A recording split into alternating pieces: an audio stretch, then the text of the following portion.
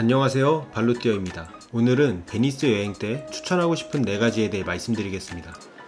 역사와 문화에 대한 내용은 아니고 저처럼 인생에 한 번 정도 베니스에 가실 초행자분들이 계획할 때 미리 알면 좋은 정보 4가지입니다. 첫 번째, 숙소는 베네치아 메스트레역 주변으로 잡는 것입니다. 이게 무슨 말이냐고요? 베니스는 베네치아 산타루치아역에서 내리면 바로 나오거든요. 저도 보통은 가격이 살짝 비싸도 명소 주변으로 호텔을 잡습니다. 여행은 돈 조금 더 쓰더라도 시간과 접근성이 중요하니까요. 하지만 베니스만큼은 베네치아 산타루치아역보다는 산타루치아역 전역인 베네치아 메스트레역에 숙소를 잡으시길 추천드립니다. 어디나 여행지가 그렇듯 베니스도 보통 역에서 가까울수록 숙소가 비싸고 좁습니다. 이곳은 산타루치아역에서 내리자마자 보이는 바로 앞 광장의 모습입니다. 베니스의 길은 좁고 세계적 명소인 만큼 사람이 굉장히 많습니다. 이런 돌바닥인데 캐리어를 끌고 오면 안 됩니다. 유럽 여행은 짐이 무거운 만큼 조금만 끌어도 정말 욕 나옵니다. 베니스는 수상도시이기 때문에 블록마다 무조건 다리를 건너야 합니다. 각 구역은 이렇게 작은 다리들로 연결되어 있는데 계단이라서 캐리어 들고 가기는 벅찹니다. 만약 역에서 조금 떨어진 위치의 호텔이라면 바포레토 수상버스를 고려해 보실 수도 있는데요. 보시다시피 사람이 많아 캐리어를 들고 타기는 추천하고 싶지 않습니다. 거기다 세계적인 관광지인 만큼 역에서 조금 멀다고 호텔이 저렴하지도 않습니다. 메스트레역은 산타루치아에서 한정거장 전후로 기차로 13분, 버스로 18분 정도의 거리입니다. 기차비는 편도 1인당 1.4유로, 버스는 1.5유로로 저렴하고 모두 환승 없이 한 방에 갑니다. 메스트레는 관광지인 베니스와 다르게 평범하고 조용한 동네입니다. 이렇게 차와 자전거가 다니는 동네여서 베니스 대비 조용한 숙소 잡기에도 좋습니다. 참고로 저희는 메스트레역 바로 앞 호텔을 이용했고 2일에 조식 포함 39만원이었습니다. 구글 평점도 괜찮은 곳이었습니다. 맛집도 은근 많은데 세부 일정은 별도 영상으로 다루겠습니다. 그래서 추천하는 첫 번째, 숙소는 베네치아 메스트레역 주변으로 잡는 것을 추천드립니다.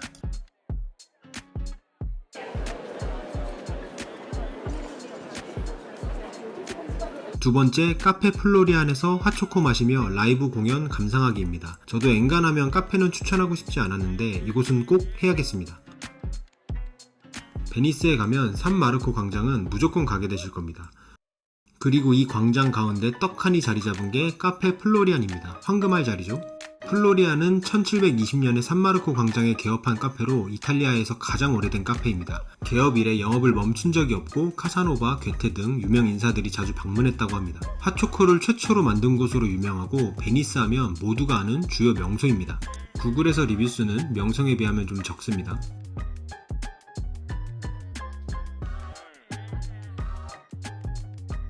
사실 최초로 핫초코를 만든 곳에서 핫초코를 마신다는 것만으로도 충분히 가치는 있습니다. 여기 핫초코가 진짜 맛있고 1인당 6유로의 뮤직 차지를 내야 되는데 정말 이 야외에서 먹는 분위기 생각하면 하나도 아깝지 않습니다. 모든 직원이 호텔 수준으로 매너있고 서빙도 깔끔했습니다. 그리고 산마르코 광장을 배경으로 야외 테이블에서 라이브 공연을 볼 수가 있습니다. 물론 자리세 겸 관람료로 인당 6유로가 들지만 개인적으로 하나도 아깝지 않았습니다. 라이브 공연은 진짜 평생 기억에 남았습니다. 그도 그럴 게 공연자분께서 저희 보고 어떻게 왔냐고 물으시길래 저희는 신혼여행 겸 한국에서 왔다고 했거든요. 그랬더니 노래를 선물하시겠다며 이런 사람 또 없습니다와 아리랑을 공연해 주셨습니다.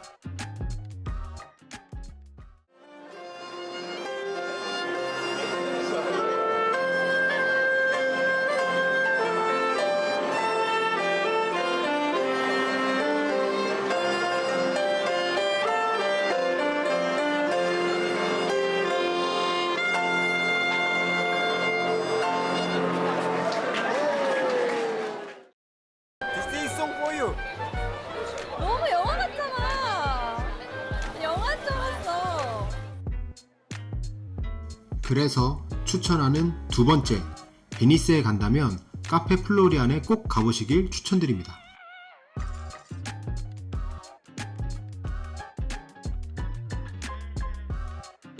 세 번째, 베니스 골목을 걸어다니며 눈에 최대한 많이 담아가기입니다. 수상버스인 바포레토도 유명하지만 저희는 곤돌라를 탈 계획이라 걷기로 했습니다. 바포레토를 많이 이용할 게 아니면 가성비가 안 맞을 것 같고 무엇보다 소매치기가 걱정되었거든요. 걷다가 힘들면 타보려고 했는데 볼거리가 많아 계속 걸었습니다.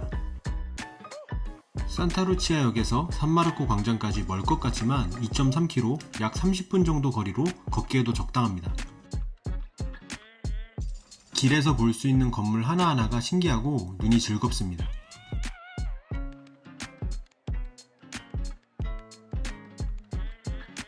이탈리아는 옛 건물들을 함부로 철거할 수가 없어서 오래전 모습들이 잘 보존되어 있습니다.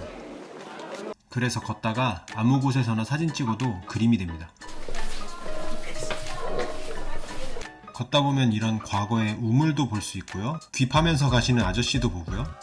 맛집도 보이고요. 유명 젤라또 가게도 보이고요. 상점도 보이고요. 안 살 거지만 여행지마다 꼭 파는 카드도 보이고요. 아버지만 외로워 보이는 가족도 보이고요. 명소인 리알토 다리도 보이고요. 우연히 시기가 맞아 1년마다 한다는 마라톤도 보이고요. 역시 인기 명소인 산마르코 광장도 보입니다. 중간중간 쉬면서 걷다 보니 2만 보 정도 걸었습니다. 물론 걷는 게 힘들 수도 있지만 이렇게 도시 곳곳의 모습을 영상으로 담을 수 있고 무엇보다 베니스 거리가 구석구석 아직도 생생하게 기억나는 것 같습니다. 그래서 추천하는 세 번째, 조금 힘들어도 최대한 많이 걷고 구석구석 구경하기입니다.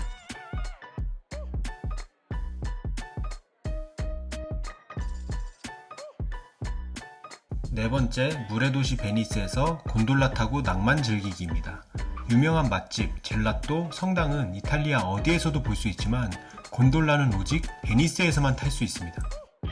트레이닝 후 자격을 받은 곤돌리에만이 운행하게 되어 있고 그 증거가 저 파란색 줄무늬 티라고 합니다. 곤돌라는 베니스 곳곳에 있고 코스도 다양합니다. 코스마다 가격은 다른데 저희는 30분에 80유로였습니다. 만약 사람을 모아 4명이서 타면 인당 20유로로 탈 수 있습니다. 가격은 표시가 되어 있는 곳도 있고 안 되어 있는 곳도 있지만 일반적인 관리 기준이 있습니다. 위에 표시된 사이트에서 정보를 얻을 수 있으니 참고하세요. 저희는 17년 동안 해오셨다는 젊은 곤돌리에 분이 운전해 주셨습니다. 가는 길목마다 이런저런 설명을 해주셔서 30분이 정말 금방 갑니다. 후기를 보면 노래를 요청하면 산타루치아 노래를 불러주신다고도 하는데 먼저 해주시면 모를까 예의가 아닌 것 같아 요청하지 않았습니다. 곤돌라를 탈지 말지 고민 중이신 분들을 위해 40초 정도 영상을 준비했습니다.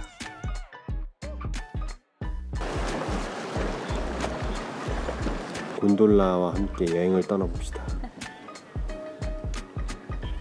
아주 조용하죠? 오.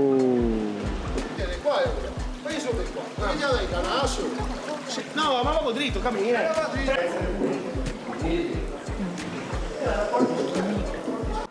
지금 여기 수심은 1m보다 낮대요.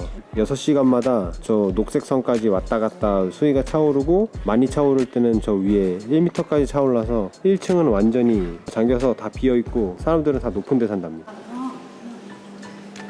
비밀 거래 현장을 발견했다. 무동력. 가격이 저렴한 것은 아니지만 유럽은 자주 오지 못하니 경험해보는 것이 좋다고 생각했고 만족했습니다. 저희는 4시에 흐릴 때 탔지만 이왕이면 대낮에 날씨 좋을 때라면 고민 없이 타시기 바랍니다. 좋은 추억에 조금 투자하셔도 될 것 같습니다. 그래서 추천하는 네 번째, 베니스에 왔다면 약간 비싸도 곤돌라 투어 해보기를 추천합니다. 지금까지 매우 개인적인 베니스 여행 때 꼭 추천하는 4가지 팁이었습니다. 베니스 여행 세부 일정이 궁금하신 분들을 위해 여행 영상은 별도로 올릴 예정입니다. 이상으로 영상 마치겠습니다. 끝!